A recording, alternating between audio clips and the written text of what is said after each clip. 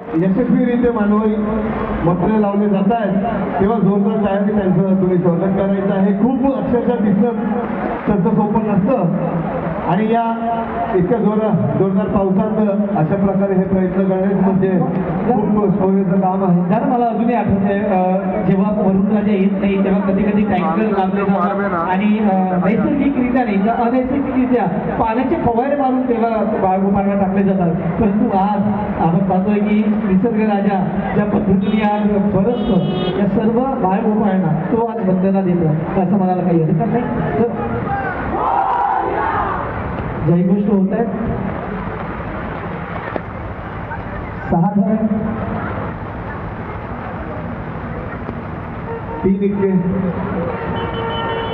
अरे बोल पहा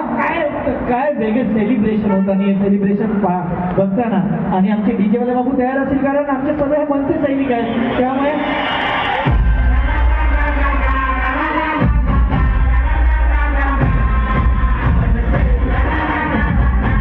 मला ते नाचणार आहेत परंतु त्यांनी यशस्वीरित्या आधी खाली उतरून द्या असं ते सांगतायत आणि त्यानंतर आपण